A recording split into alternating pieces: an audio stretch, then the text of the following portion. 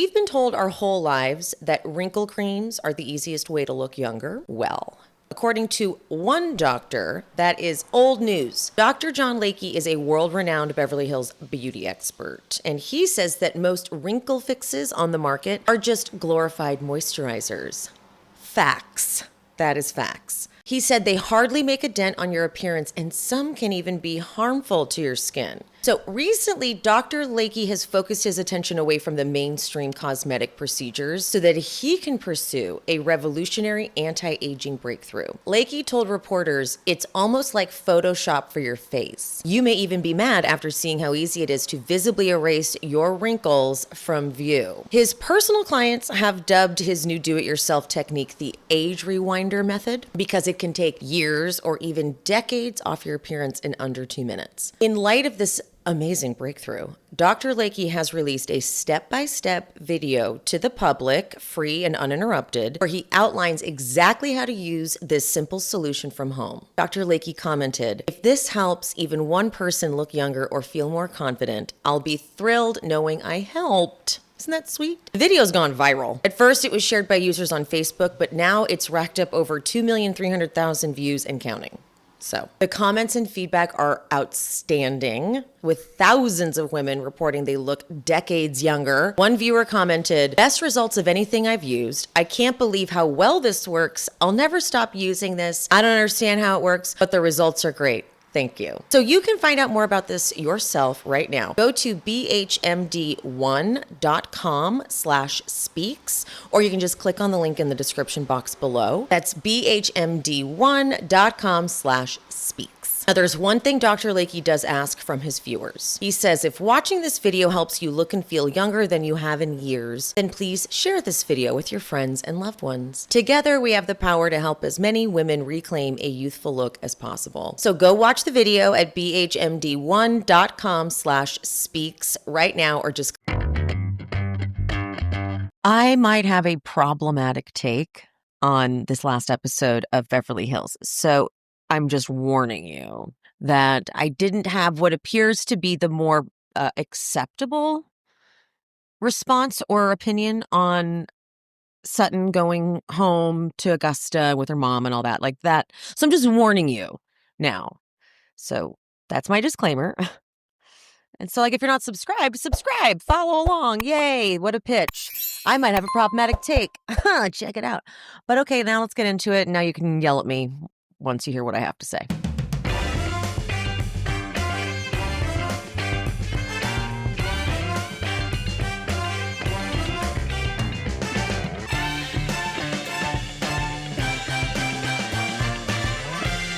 I think what's happened for me is that Sutton has always been a bit self-indulgent, but I didn't clock it as such until this season. And it just feels like she's trying to center herself in everything. And like that sisterhood ceremony really rubbed me the wrong way. So this trip to Augusta felt kind of like, oh, just more Sutton-centered things. And I don't know if that's fair to Sutton, but that was just kind of my take. Also, Kyle being there just doesn't make sense. Because Kyle even... Now, I'm going to point something out, and I feel like you're not going to be able to unsee it. And you may have already noticed it. Kyle is... if you watch her in a scene where she's not the one talking, let's say where she's just listening to the person, sometimes it's like she gets newly re-aware, that's not a word, but newly aware that the cameras are there. And she almost like looks at the camera, but what I notice her do is she starts posing with her face. Like her eyes get bigger and she sucks in her cheeks. But she's like posing like, this is me listening. If you watch the scene when Mauricio comes over to Kyle's and they sit on the couch and have that awkward conversation where she's like, do you need towels? She does it there. Like they pan over to her at one point for her like close up as Mauricio's talking and her face looks bugged out. And Kyle's doing a lot of that here on this trip because I don't think Kyle understands why she's there. I don't think Kyle really gets why Sutton would invite her on something so major. To go to your childhood home that you have not visited since your father unalived himself, well, that's heavy. That's heavy. Very, very heavy. So I thought it was quite a bit to put on Garcelle. I would say Kyle too, but Kyle too.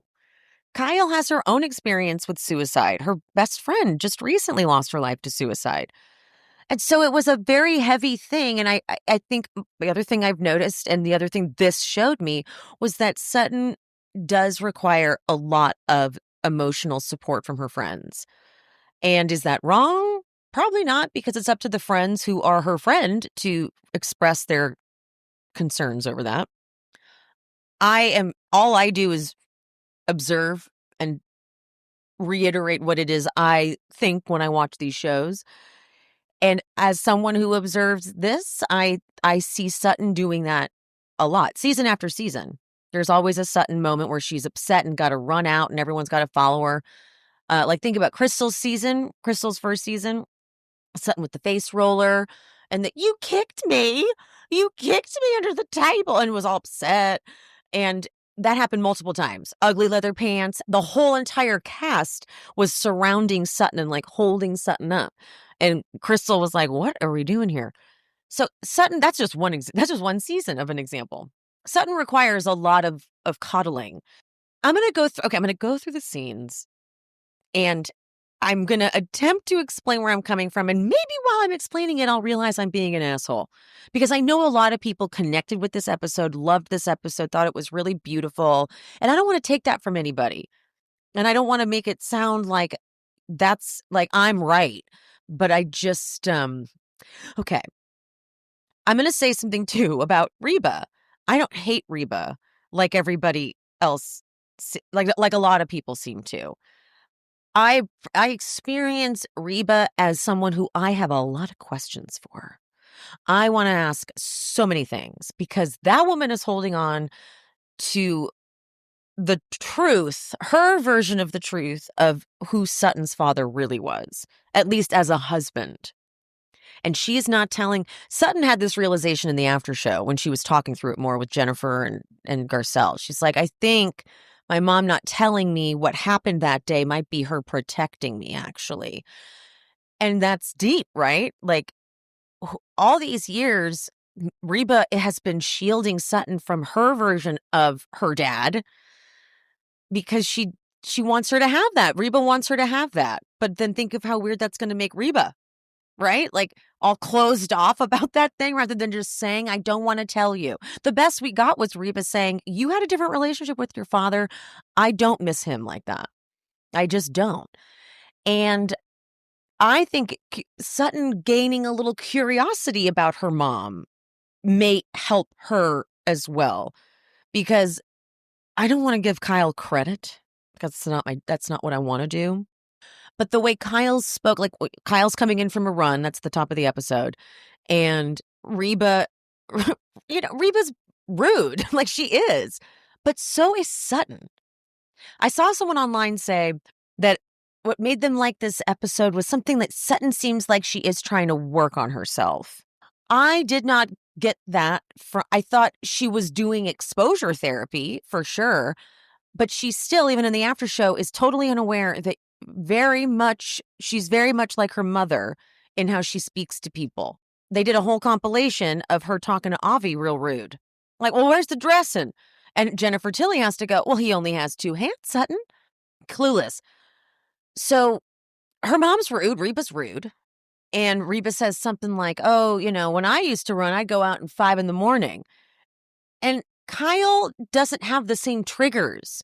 One of the best phrases I ever learned in AA. Your parents know, or your family know how to push your buttons because they installed them. So no one can push a button like a family member. And when you have that dynamic with the family member, anything they say is like, huh, what? And so one could have thought that Reba was rude and Kyle could have been like, oh, well, I'm like on a different time zone or something. I don't know. But instead, Kyle just goes, you're very strong mentally. And Reba loved that.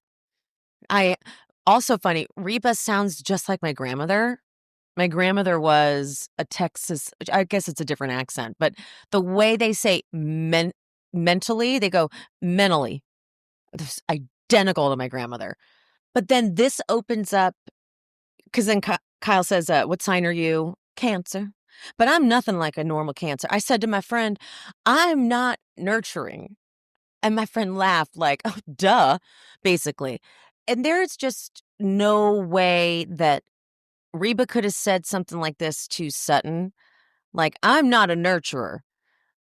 And had Sutton been like, okay, interesting. Like, she wouldn't have taken it in. Because when Kyle tells Sutton, oh, yeah, your mom said, she's like, I'm not a nurturer. Sutton was blown away. She's like, what? You got that out of her? But it wouldn't have happened with Sutton because Sutton is still very much, almost feels like an adolescent with her mom. It's not like adult to adult. It's very much a child to a parent, and a parent who is withholding as hell and has clearly never been the nurturer. Clearly that was what Sutton's dad would do. That was his role. And so, okay, we're going to keep going. Then Avi comes in. I thought Avi kind of pushed it here because Avi's like, oh, did you want to go get dressed? And she's like, I am dressed. He's like, oh, didn't know if maybe you wanted to fluff up. And she's like, no. She was insulted. For the record, she did change. I noticed, like, oh, she has a different tank top on. I don't know if that's because it was hot and she put on a less hot outfit because she put on a tank top, but that was funny. But I was like, Avi, that's a bit rude. She's like, I am dressed. And he could have said, oh, perfect. But instead he was like, okay, well, Avi, listen, buddy. But then Garcelle comes down and, well, it's funny. Well, it's not funny. It's mean, but this is funny dialogue because he goes, can I fix you a drink? And she says, what did you got? And he goes, okay. Do you want vodka lemonade? No. Okay. And then as Reba's talking to Garcelle, she's like, I don't like that ice. And Garcelle's able to laugh at this. Garcelle can find the humor in the ridiculousness of Reba. And that's working. That's working in her favor. However, then they go outside. And I felt the life drain out of my face when Garcelle says, and she would just love to hear you say that you're proud of her. And Reba says, I don't think that's any of your business. I was scared. My heart was in my butthole. I was like, oh God, what? And Garcelle doesn't normally shudder and get nervous, really. That bitch has taken people to task. And I have noted over and over how impressive her ability to articulate in the middle of a fight with Rinna. Like, there were some scenes with Rinna when Rinna was still there, the Rinna Diana season. There was some scenes where I was like, how is Garcelle doing this? Because I know how tongue-tied I get when I'm upset. And so you don't see Garcelle sweat. But when Reba leaned in and said that, for once you saw Garcelle like, I've made a mistake, I think. But she doesn't. What I would have aborted mission. I probably just would have left. I would be like, okay, call me a cab. I'm going to go to the airport and just wait till a flight's available. But she said, you're right. Maybe I don't. I think you don't have a clue. Okay, I have no clue. You're right. I haven't lived with you guys. But I was just coming from a caring friend. And then Reba goes, oh, you're giving me a message. Is that it? Run away. I'm scared. And then Garcelle goes, maybe I am the messenger. I mean, for me, my mom being gone, I miss her so much. And then Reba cuts her off and goes, death is so final, isn't it? You can't call up your mother and say, da-da-da-da, yeah, and just gets it onto her. And then cue Sutton. All right, y'all ready for brunch? Reba goes, we've only been waiting since 8 o'clock. She's savage. She's fucking savage. If your least favorite errand is going to the grocery store, same. When I go to a grocery store, I get totally distracted with all the other things I don't need. Makes it really hard for me to stick to goals. And then there's the waiting in the line and, people. Like, Ugh, who needs it? Let's just all use Hungry Root. When you sign up with Hungry Root, you tell them your goals, your preferences, and they will fill your cart for you with personalized recommendations. And these recommendations get smarter the more they learn about what you like and what you don't like. Everything on Hungry Root is free of high fructose corn syrup, artificial sweeteners, preservatives, and it's top quality meat and seafood, free of hormones and antibiotics. While you're shopping, you can filter to see things that are like only anti-inflammatory or gut friendly or gluten-free, dairy-free, vegan, high protein, so many things. And of course, Hungry Root has really great options for the kids too. You got smoothies, sweets, ready to eat meals, salad kits, even supplements. I stock up on all their snacks. I cannot find these snacks anywhere else, so my boxes look like I have children because it's pretty much all the healthy snacks on Hungry Root. But it's just for me. You are going to love Hungry Root as much as I do. Take advantage of this exclusive offer. For a limited time, get 40% off your first box, plus you get a free item in every box for life. Go to hungryroot.com/shespeaks and use code SHESPEAKS. That's hungryroot.com/shespeaks. Code SHESPEAKS to get 40% off your first box and a free item of your choice for life. hungryroot.com/shespeaks. Code SHESPEAKS. If you have any kind of e-commerce business, why are you not using Shopify? We use Shopify for our merch store. I have the best time going through, changing colors, playing with the templates. That's the awesome thing about Shopify. You don't have to know coding or website development. They've got these cool templates that you can use. And if you get tripped up, Shopify's support has been a lifesaver. And they've never once made me feel stupid for asking very, very stupid questions. Shopify has the #1 checkout on the planet, Shop Pay. At this point, it's a not-so-secret secret. This boosts conversions up to 50%. If you're growing your business, your e-commerce platform needs to sell wherever your customers are scrolling or strolling on the web, in your store, in their feed, everywhere in between.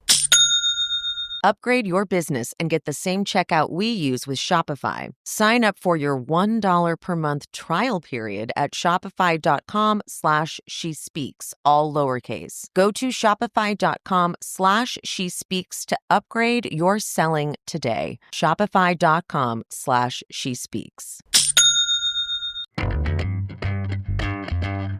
So then they sit and they have their brunch, and then Sutton tells Reba that they're going to go to her childhood home. And Reba's not down. And I don't like to say I agree with Kyle ever, but Kyle in the after show kind of took the words out of my mouth. When I saw Reba doing this, I thought, oh, there's something really heavy for her in this whole thing.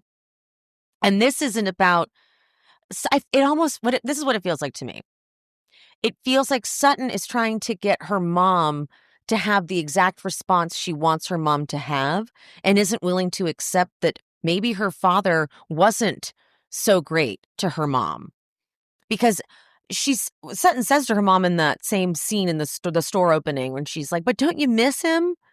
And she just can't believe, it's like, she feels like you don't even miss him. It's like, well, she doesn't, because clearly something was going on there that you don't know about. Because I bet if Sutton knew, it would really taint her image of her father, right? And Reba not wanting to go there at all, it's just more fascinating to me. Like, oh, this must be deep. What the hell happened in that home? That's where my brain goes. But this also is a good Reba line.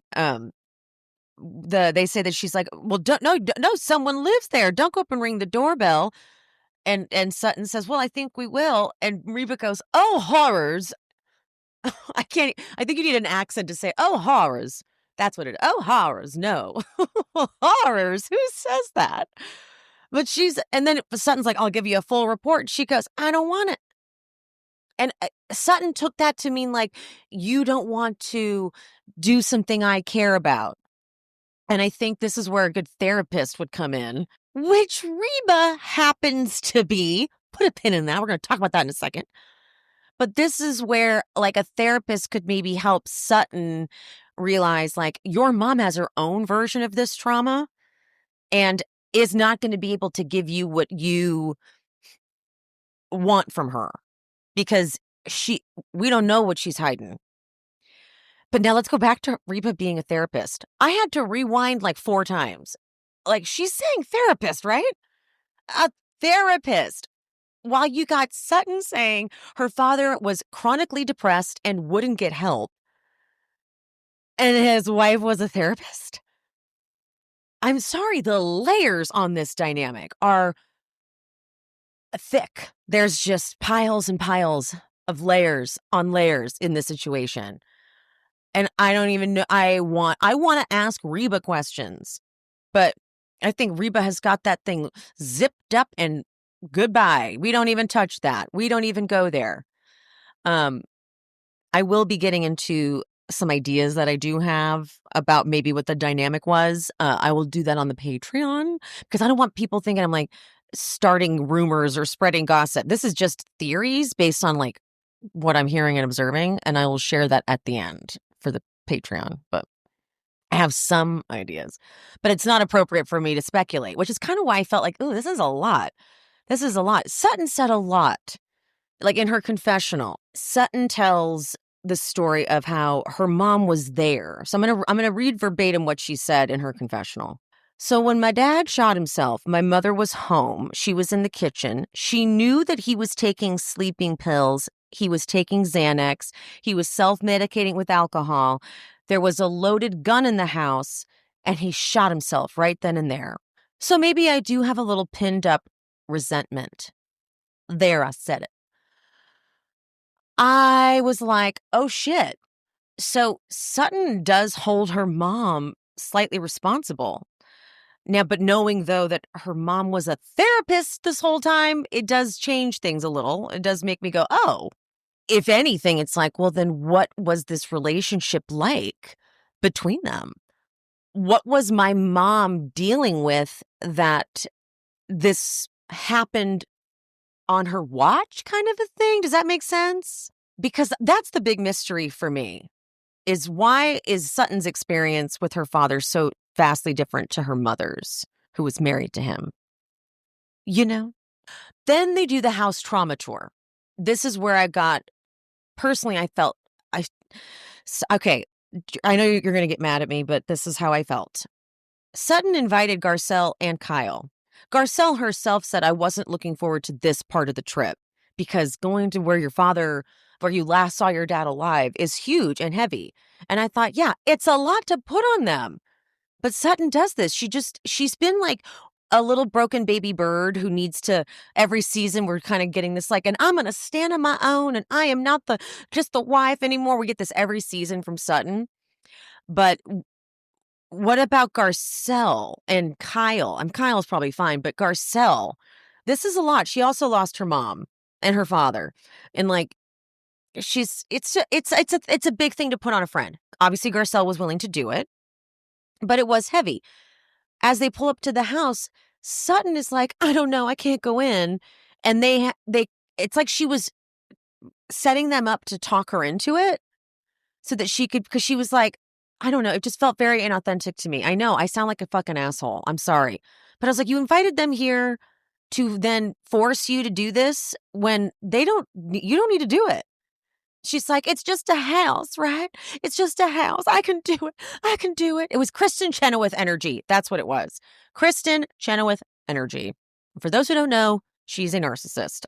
I have content about it. You can go look at my Instagram. I probably talked about it on this show, but it's like you invited them there and now they have to talk you into this when they don't really get why you're doing this. I know. I get it. I know I sound like an asshole. I'm sorry. But that was my experience. And then she walks him through the house and Kyle seemed really like didn't know what to do with herself.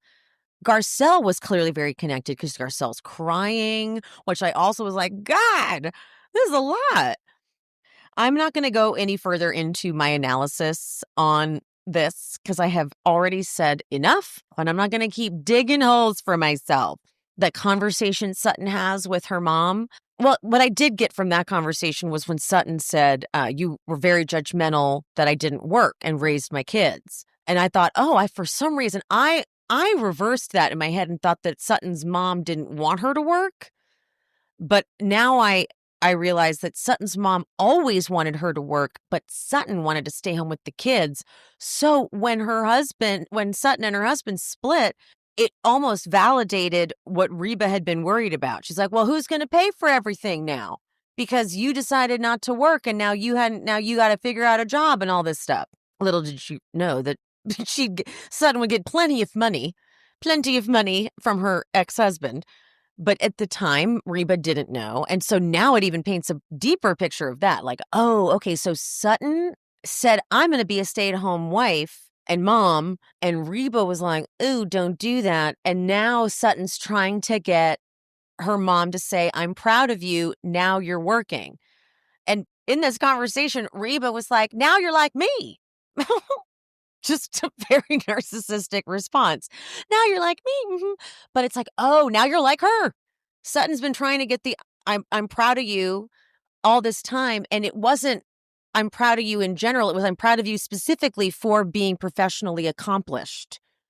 So that's why there's so much on like her store and her mom, because she has been trying to make her mom proud. But yeah, I didn't get anything new. And if anything, it made me like Sutton and Avi, by the way, less. And then a preview for next week. The preview for next week, it's like Sutton can't go into Dorit's house because she doesn't feel comfortable. And they're talking to her outside and talking her off a ledge. I'm like, again? Again?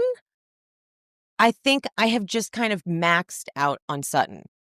As I've gone back through the catalog of her time on the show, I'm like, this is always about Sutton.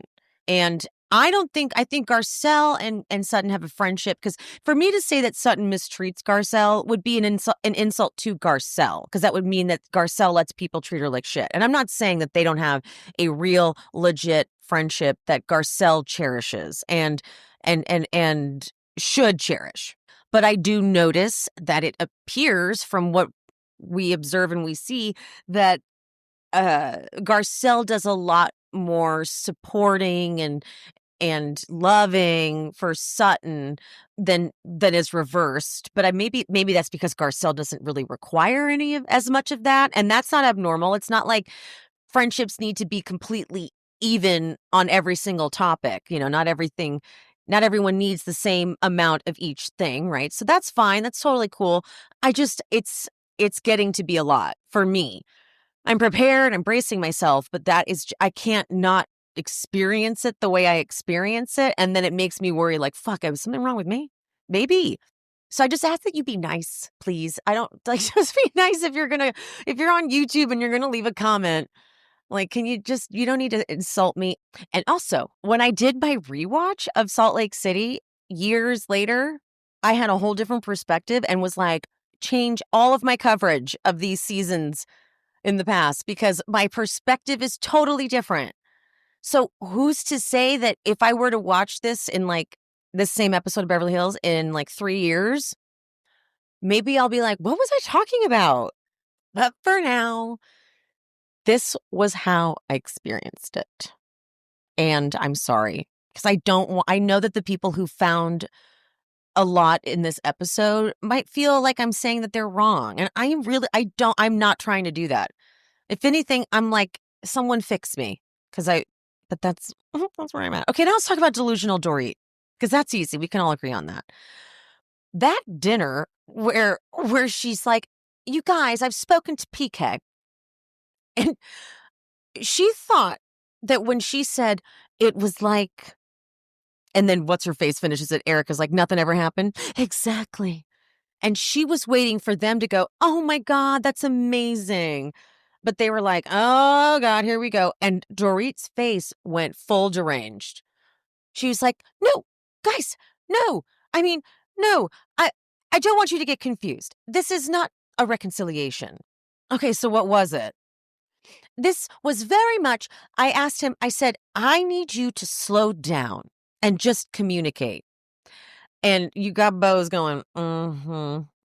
And Dorit going, hey, hold on. No, wait. And Bo's just plowing right through, going, this is not about your kids. Because Dorit keeps trying to say it's for the kids. This is for you. You're trying to catch your breath, but he's still going to be going. And they both, Erica, they're like, he's trying to get your guard down. And so he can, I don't know, go file for divorce. Who knows? And Dorit is looking at him like, oh, what? No, I will say, though, by the time they got to the after show, so whatever has happened between now and then, or between then and now, Dorit figured it out. And that, thank God. Because I was worried that at the after show, Dorit was still going to be like, the thing about PK is that he did it, whatever. But instead at the after show, she's like, I was being an idiot. And Bose is like, it's okay. But Bose tries to kind of give her like, no, but she can't really eke much out. She's like, I mean, you were going through it. But yes, you were being so stupid and naive. But that has changed. Like from this dinner to now, Dorit's no longer in this place. But in the after show, she says that she got so used to it. She got used to these moments with PK where he would say these awful things. And then he's like acting like nothing happened. And that's so alcoholic of him, right? Like, God, I recognize that for sure. My ex would say awful, horrendous things to me when he was in a blackout. And he wouldn't even want to hear it. He wouldn't even, oh, whatever, because they're hungover the next day. So that behavior, I'm not questioning his sobriety. I'm just saying it sounds like that's still very alcoholic-y behavior. That type of rage because I've talked about this before. I had an anger problem. I had to do like anger management-y type exercises and things. And the thing about rage is it is like a drug. It sets off a certain chemical. And once you tap it, like you want it more. And so you actually have to do certain things to keep you from going there. Raising your voice. As soon as you start to raise your voice, you're like fanning the fire that you crave. And so it sounds like PK has not yet learned not to do such a thing, because that's so volatile for a human being to go through. Hearing words like that, and then you get used to saying, "Oh, they don't mean it," and like trying to push it out. And so PK's filth, trash, disgusting. I know Kyle wants to be like, we're friends, but I wouldn't brag about that. I keep hearing people say that I'm one of the few podcasts or YouTube channels that doesn't side with PK. Who is siding with PK? I don't understand it. Like, when did PK become awesome? I'm not saying Dorit is awesome. I'm just saying, like, PK sucks. All right? Like, totally fucking sucks. And this is going to be the second family he's going to have. And he's got time for one more. He's got time to ruin another young woman's life that he has no business joining up with. So I don't know how anyone's feeling bad for PK, because I'm not. Okay. So I'm going to end this here. I've done enough digging of a grave, and I'm sorry, but this was my take. And now I'm going to say goodbye to you, main feed. I love you so much. Mean it. And Patreon, I'm coming over just to you to get into my thoughts on what was going on at Sutton's family. So I love you guys. Thanks for tuning in to She's Speaking with Emily Hanks. This show is produced, hosted, and edited by me, Emily, and brought to you in partnership with Cloud 10 Media. If you are looking for bonus content, check out the Patreon. The link is in the description. To show some support, you can hit that subscribe button and turn on notifications so you never miss an episode. Another free way to support the pod, please rate and/or review on whatever platform you listen. It's free, and it helps the algorithm or something. You could also head to buymeacoffee.com/shespeaks and buy me a coffee or two. Make sure you're following me on all social medias. I am She's Speaking with Emily Hanks across all platforms: Threads, TikTok, Instagram, Facebook. That's it. Thank you guys. See you soon.